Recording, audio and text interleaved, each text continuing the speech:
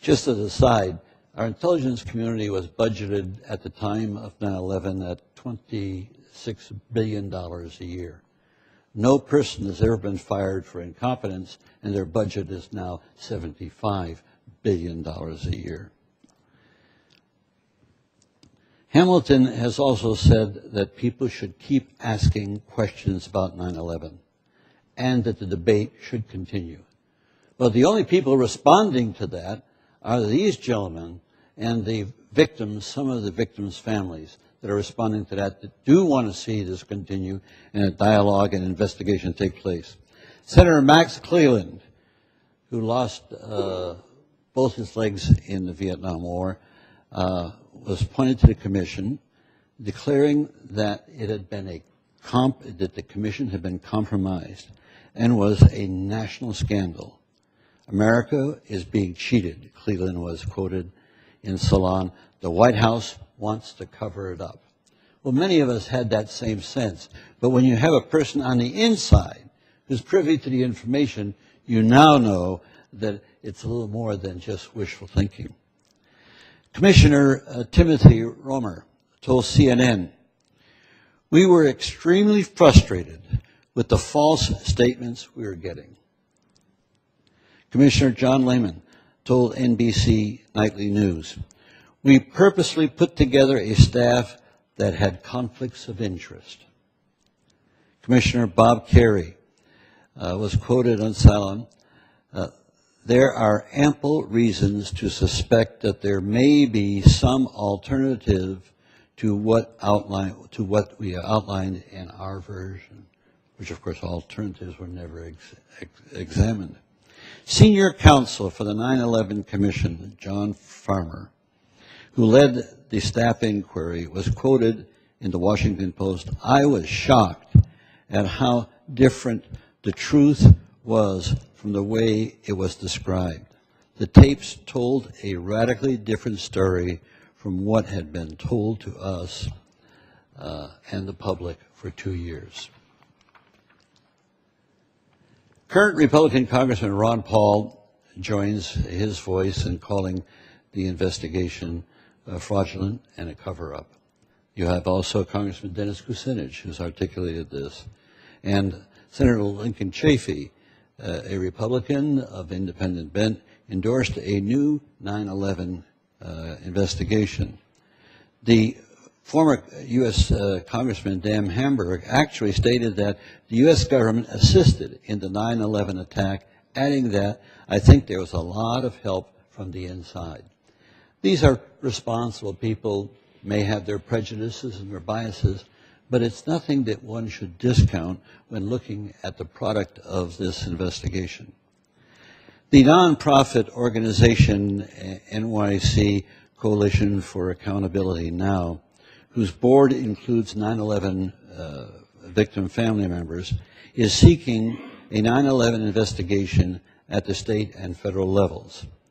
Victims' family members, at whose insistence the 9/11 Commission was formed, have said that only a fourth of their well-researched questions were answered, and many of the rest of their questions were not even pursued by the Commission.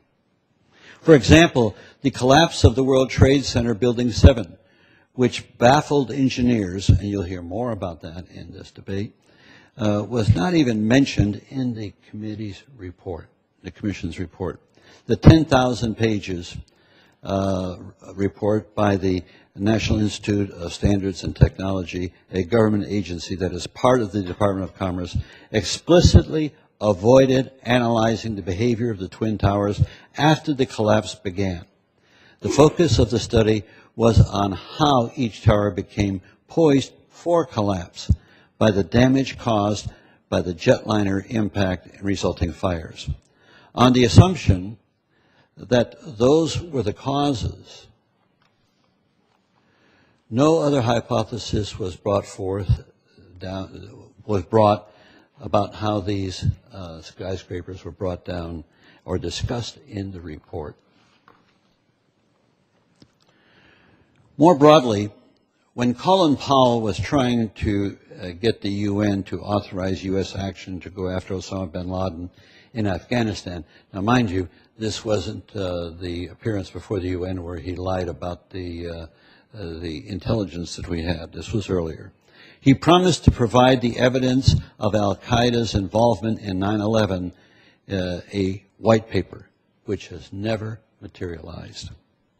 To this day, the FBI website does not list Osama bin Laden as being sought in connection with the 9/11 attacks, with its spokesman explaining that there is no hard evidence linking bin Laden to the attack.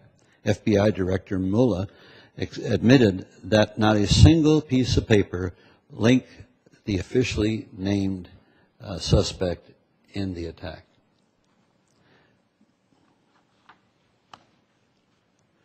So there appears to be some strong reason for revisiting the key issues surrounding 9/11. Today, we will be discussing in particular the events that led up to the greatest loss of life on 9/11. Not the jetliner impact and resulting fires at the World Trade Center, but rather the destruction of World Trade Center Twin Towers less than 2 hours later. We will also examine the mysterious complete collapse of Building 7. Engineers associated with the United States government blame the destruction of all three of these modern steel frame skyscrapers on the jetliner impact and fires. It is outlandish to doubt their conclusions, is it? Many people have doubts about the beginning.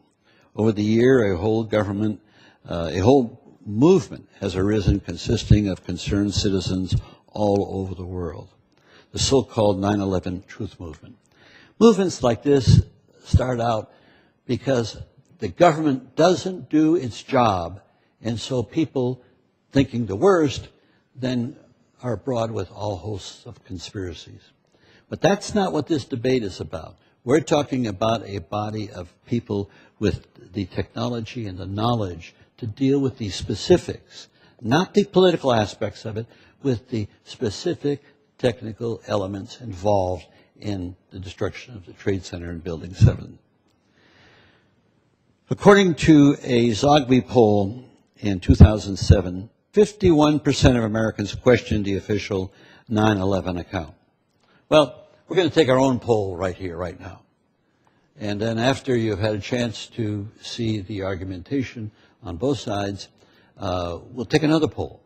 But right now, let me ask you 3 questions.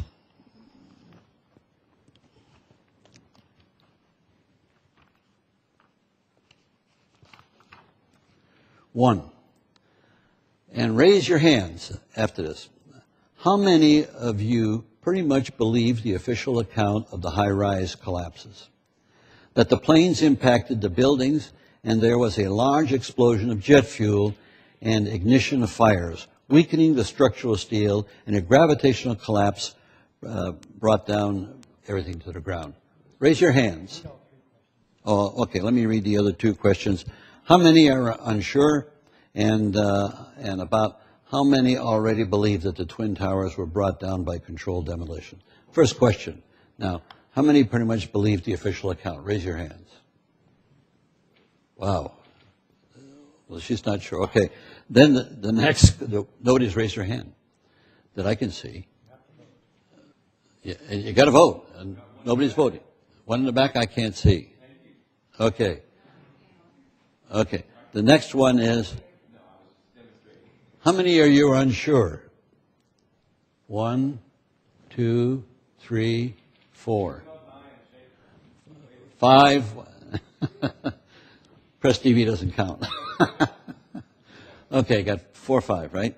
Okay. And then the last one. How many already believe that the Twin Towers were brought down by controlled demolition? Well, we don't have to have a debate. It's already been settled.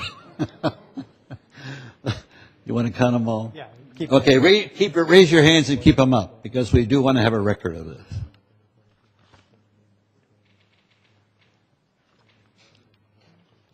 Thank you. Thank you. Say thank you. Okay, thank you very much. The The nonprofit organization Architects and Engineers of 9/11, referred to